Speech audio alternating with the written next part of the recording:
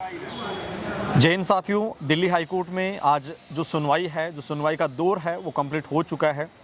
सीधे तौर पे आपको कहूँ तो अब जो है वो कोर्ट का फैसला आना बाकी है। बहुत सारे साथी काफ़ी समय से इसको लेके साथ थे।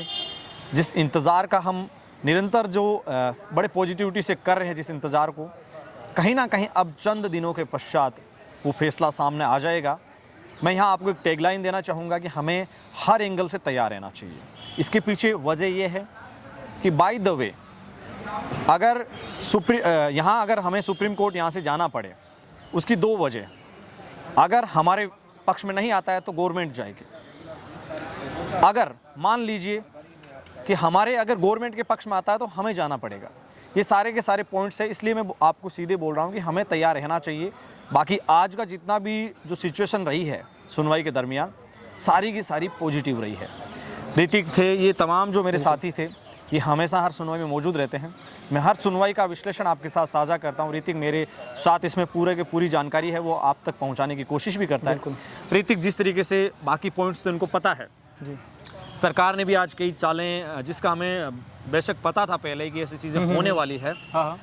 आज क्या ऐसे पॉइंट्स थे जिसमें सरकार ने मतलब बहुत सारी कोशिशें की उस एंगल में ले जाने की, बताने देखिए, उन्होंने पहले जब रिप्लाई दिया था उसमें बोला था कि कोविड-19 की वजह से हम नहीं कर पा रहे हैं। चाहे वो आर्मी की बात करें या फिर एयरफोर्स की बात करें। आर्मी में भी इन्होंने जो एडिशनल रिप्लाई दिया था उसमें उन्होंने ये बोला था कि भाई अलग अलग इलाकों में हमें जो सिविल अथॉरिटीज या लोकल अथॉरिटीज जिसको बोला जाता है, वहाँ से हमें परमिशन नहीं मिल पाई, इसलिए हम एग्जाम नहीं करवा पाए। एयरफोर्स में भी इन्होंने बोला था कि हम कोविड की वजह से ट्रेनिंग नहीं करवा सकते इनके साथ में। लेकिन उस चीज़ का काउंटर हो गया कि जब कोविड में ये चीज़ नहीं हो सकती थी तो फिर इसके साथ साथ रैलीज कैसे चल रही थी, जब एग्जाम कैसे चल रहा था, वो चीज़ें हो गई थी। इनको पता था, आशंका थी इस बात की। फिर ये बोलते हैं कि हम लोगों ने 30 मई को 31 मई को जब PSL जारी की, उसके बाद हमने ये हो गया था कि जो अग्निवीर है वो बिल्कुल बढ़िया स्कीम है और इसको हम अच्छे से लागू करने वाले हैं, इसलिए बाकी चीज़ों को होल्ड पे रख दो। मतलब वो उन्होंने कहा था कि बिल्कुल जस्ट टू लॉन्च था, उसके ऊपर सुझाव वगैरह सारी चीज़ें चल रही थी, जिन्होंने जैसा क्लेम किया कि हम 2 साल से इस पर विचार कर रहे थे। तो इस डेट के बाद उन्होंने बोला हमने सारी भर्तियां होल्ड पे रखी। इस चीज़ की भी कार्ड जैसे हमारे वकीलों ने दी, ठीक है, कि भाई होल्ड पे रखा था तो बाकी नेवी की भर्तियां कैसे हुई, एयरफोर्स का जो एग्जाम हुआ वो बाद में जुलाई के अंदर कैसे करवाया गया। तो आर्गुमेंट मतलब हर चीज़ की कार्ड हमने पेश की वहाँ पे। वो बोल रहे हैं नहीं, जहाँ पे हम करवा सकते थे हमने वहाँ पे करवाया, लेकिन ये बोला गया जब रैलीज हो रही हैं, जब मेडिकल हो रहे हैं, सारी चीज़ हो रही है, तो फिर भाई एग्जाम करवाने में क्या हो रहा था। वही तो ऋतिक, जिस तरीके से कोर्ट ने भी, जजेस ने भी बड़े अच्छे से, बड़े सम्मान के साथ, शालीनता के साथ इन पॉइंट्स को सुना था। हम सभी इस चीज़ के साक्षी भी थे इस बात के। ऋतिक, कहीं ना कहीं सरकार भी, देखो ये जब बातें यहाँ तक पहुँचती है तो दोनों एंगल से कोशिशें की जाती है अपनी ओर लाने की। लेकिन अब जो युवा जो है वो हमारे साथी तो सीधा यही सोचते हैं कि क्या होने वाला है। हम आप सब लोग पॉजिटिव हैं, इनको क्या मैसेज आपकी ओर से रहेगा? क्योंकि अब जो फैसले की जो तारीख है उसमें से हमारे बीच में ज़्यादा वो गैप नहीं है उन दिनों का।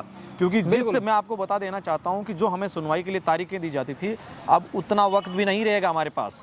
सीधे तौर पे बताऊँ तो जो एक महीने के हमें डेट मिलती थी गैप की, अब फैसले में वो उतना समय भी नहीं है। तो ऋतिक, किस तरीके से इनको एक मतलब किस ले में इनको बताना चाहोगे हमारे साथियों को कि क्या चीज़ें आ सकती है, किस तरीके से आगे के लिए रेडी देखो दिनेश भाई, कि जैसे ये बोलते हैं कि फैसला जो है वो जज साहब को सुनाना है जी, ठीक है।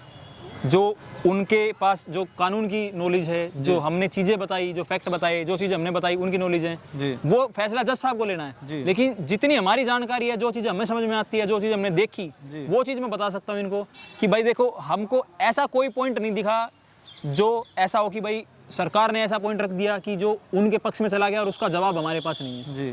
मतलब उन्होंने जितनी कोशिशें की, वो मैं ये कह सकता हूँ उन्होंने नाकाम कोशिशें की हैं। चाहे वो कोविड का रीजन बताने, कोविड के रीजन पे जज साहब ने उनको टोक दिया कि यार तुम ये क्या जवाब दे रहे हो। कई सारी ऐसी चीज़ें हैं जिनसे निकल के आते हैं कि गड्ढे खुद ही खोद रहे हैं। बिल्कुल ऐसी चीज़ें आज सामने आई है।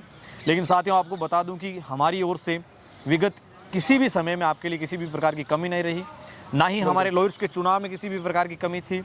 उनका आज तक का जो काम है वो सबसे बेहतर था। बेहतर से बेहतर पॉइंट्स उन्होंने रखे।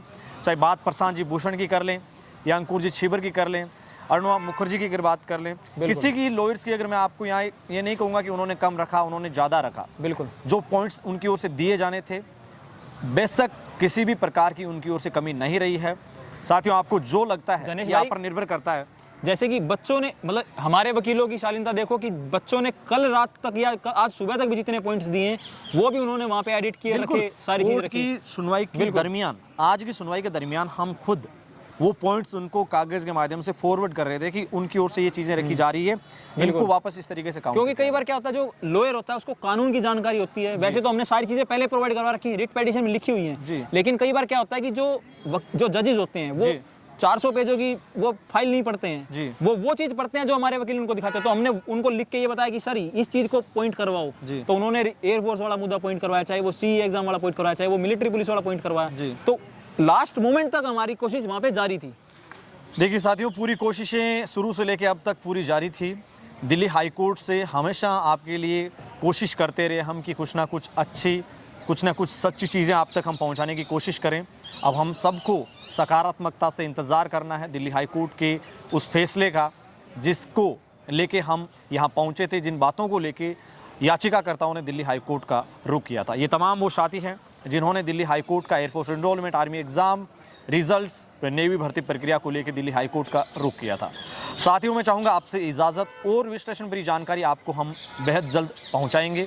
अब आप दीजिए मुझे इजाज़त, और तमाम इन साथियों का भी मैं शुक्रिया अदा करना चाहूँगा क्योंकि हर सुनवाई के दरमियान शुरू से लेकर ये अंत तक मौजूद रहे।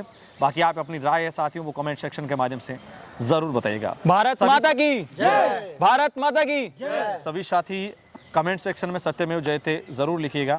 और अब मैं चाहता हूँ साथियों आपसे इजाज़त। जय हिंद, जय भारत।